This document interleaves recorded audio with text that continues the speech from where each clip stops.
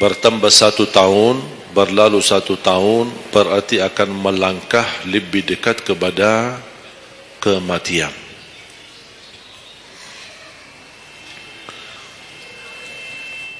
Sebenarnya bukan berapa usia kita, tapi apa isi usia kita. Isinya apa? Dan sebagaimana Rasulullah SAW menjelaskan di hadis yang sahih, di hari kiamat tidak akan tergeser kaki seorang sambil ditanya oleh Allah 4 pertanyaan. Berarti kita akan menghadapi 7 pertanyaan.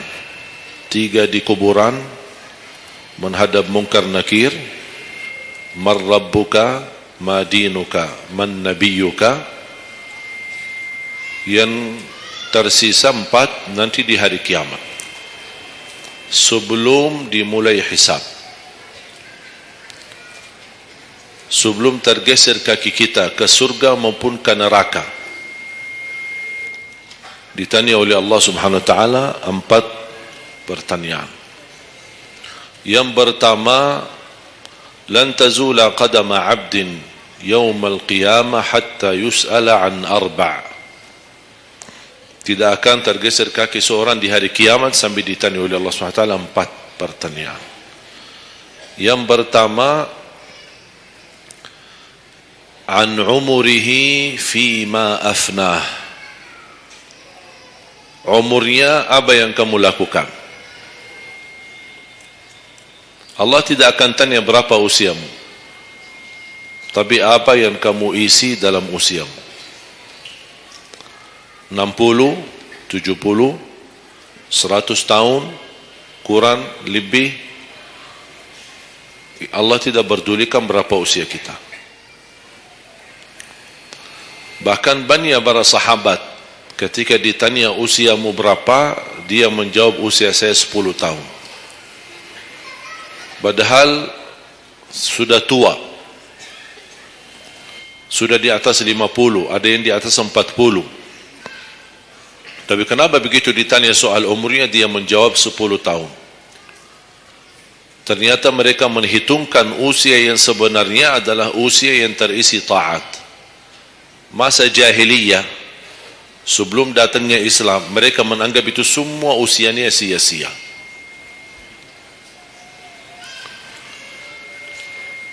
Berarti kalau ada orang muslim tidak salat sama sekali sampai usia 50 tahun, semua usianya sia-sia.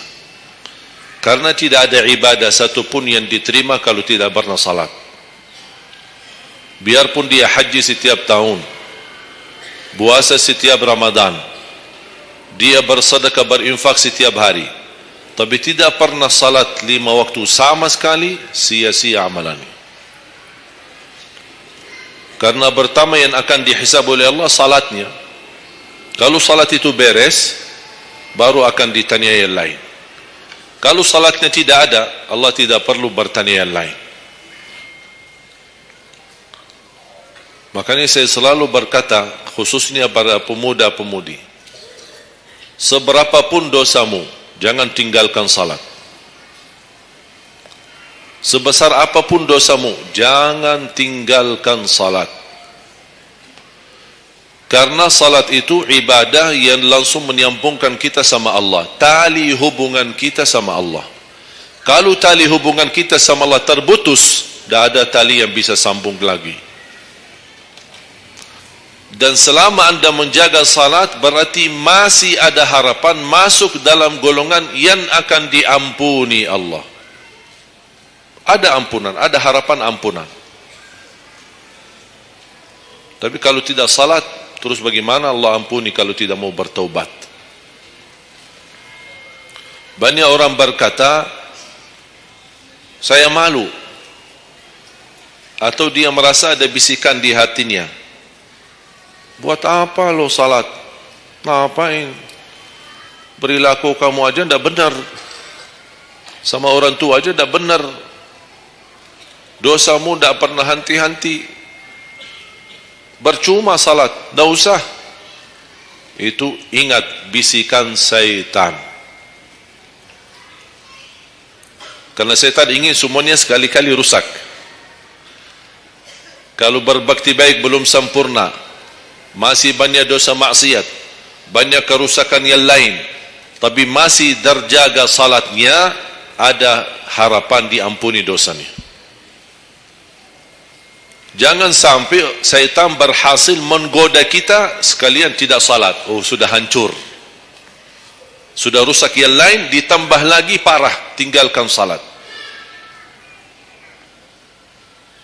Atau ada orang taubat, selama dia tidak salat, lancar, beres, aman, tidak ada apa-apa. Begitu dia taubat, dia merasa sedih, menyesal, dia mulai menjaga salatnya.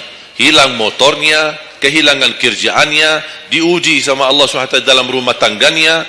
Setan datang, coba kamu aja dulu biasa-biasa aja, tidak pernah ada ujian. Begitu anda mulai salat, ada ujian. Ngapain? Udah berhenti aja salat, nanti kembali beres. Berhenti salat. Pas begitu dia keluar masih kehilangan motor. Ya Allah, gimana? Saya selama ini tidak pernah salat, tidak pernah hilang motor. Begitu saya mulai salat, malah hilang motor saya. Datangnya setan di situ. Coba kalau kamu tidak salat, tidak bakal hilang motornya. Akhirnya dia merasa nyesal, dia berhenti. Berarti niatnya bukan taubat.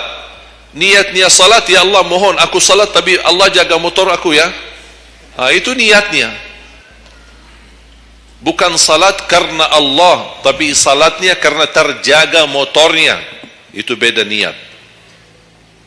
Berarti ketika kita berlaku ibadah, melakukan sesuatu ibadah, tapi ada ujian yang masuk, jangan anda salahkan ibadahnya, tapi salahkan niatmu. Ada apa dalam niatmu?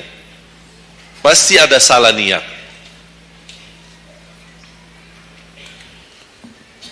Dan itu inti daripada umur kita. Allah berikan 60 tahun. Kemarin saya hitungkan, kalau standar umur umatku kata Rasulullah kan 60 sampai 70. Itu kira-kira kurang lebih. Ada yang lebih tua, lebih panjang usianya, ada yang lebih muda. Tapi standar kata Rasulullah SAW, a'maru ummati baina 60 wa 70. Standar umur umatku antara 60 sampai 70. Ada yang melebihi dari itu, tapi sedikit sekali dibanding yang lebih muda. Saya kemarin hitungkan 60. Apa yang kita lakukan di dalam usia 60 tahun. Dari lahir sampai balik. Sampai tahun berapa? 15? Kita sepakat 15? 15 tahun. Berarti sebelum balik belum taklif. Sebelum balik belum taklif. Haji boleh tapi tidak wajib, karena syarat haji harus balik. Syaratnya harus balik, walaupun diperintahkan, dibiasakan untuk melaksanakan salat. Tapi anggaplah bedun taklif, belum ada taklif, belum ada kewajiban, berarti 15 tahun itu sia-sia. Dipotonglah dari 60, berapa sisa?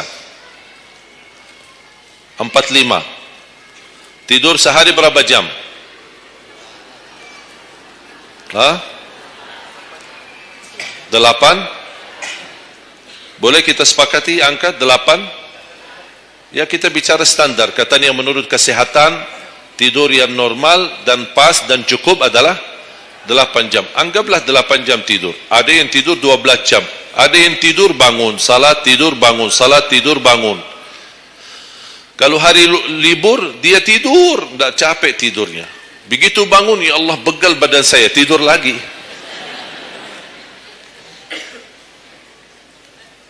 Saya hitungkan 8 jam. 8 jam dalam sehari berapa kalau dibagi? Dalam sehari. Sehari berapa jam? 24 jam. 8 bagiannya berapa jadinya? Sepertiga. Sepertiga sehari tidur. Sepertiga 60 tahun berapa? 20. 20 tahun ngapain? Tidur. 20 tahun cuman kerjaannya tidur. Mulai dari 8 jam. Coba, memang terlihat angkanya tidak terlalu besar. Tapi kalau dihitung dalam usia 60 tahun, 20 tahun tidur. Ditambah 15 belum taklif, jadi 35. Tersisa berapa dari 60? 25. Cari nafkah dan rezeki. Kerjaan, standar kerja, jam kerja berapa jam? 8. Berarti 60 tahun berapa jam? Berapa tahun kita kerja? 20 tahun. 20 tahun cari menjadi kaya. Tapi 20 tahun masih stres. Tak jadi kaya-kaya. Masih bermasalah. Ditambah habis 20 tahun pensiun, tambah hutang. Belum lagi hutang sana sini. Sekarang semua serba hutang. Dan yang aku heran, kenapa orang Indonesia suka berhutang? Ada masalah sedikit hutang. Sekarang HP cicilan bagus-bagus. Begitu saya kemarin diajak sama teman foto, saya lihat HP ini, Masya Allah HP yang terbaru ini. Maaf Pak, cicilan. Jadi jangan ditipu, jangan tertipu ketika anda melihat handphone baru sama orang, langsung anda baik sangka barangkali cicilan. Tak ada yang sanggup cash. Cash itu 12 juta sampai ada 15 juta. Bawa mobil yang mewah, cicilan. Begitu pindah rumah, cicilan. Jalan-jalan besok juga nikah, cicilan. Semua serba cicilan. Dan terpengaruhi dengan promo sana ini, ada ini non persen, non ini apa, sini beli satu dapat satu, dan semua serba hutang. Tanpa kita sadar, tidak sadar, memang mudah kita awal-awalnya berhutang, tapi begitu sudah jatuh tagihannya, pusing. Memang hutang ini bikin aku stres. Ada orang minta sama saya amalan. Ada enggak amalannya supaya saya bisa mengatasi masalah hutang ini? Saya bilang mudah amalannya, jangan berhutang lagi. Udah. Sudah selesai. Hutang itu di dalam Islam dibolehkan kalau sudah benar-benar keadaannya darurat. Sudah tidak ada solusi, tidak ada jalan, tidak ada yang bisa bantu, tidak ada yang bisa menolong. Akhirnya terpaksa, dan hati-hati dari riba. Jangan terpaksa nanti beralasan, ya Allah saya terpaksa menggunakan pinjaman bank tapi riba. Pinjam 100 juta kembalikan 120 juta. Dosa besar. Masih lebih ringan dosa zina sama ibu daripada terima uang riba. Nauzubillah min zalik.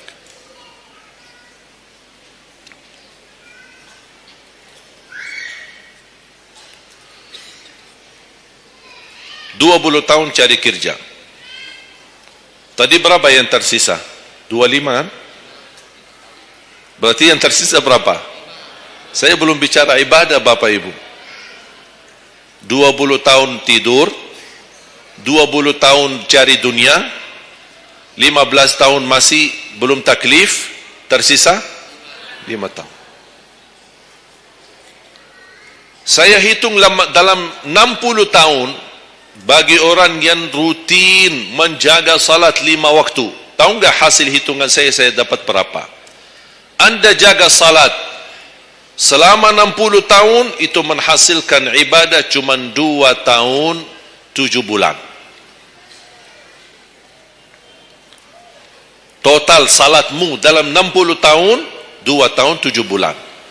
Karena salat 5 waktu berapa? Tidak sampai 1 jam.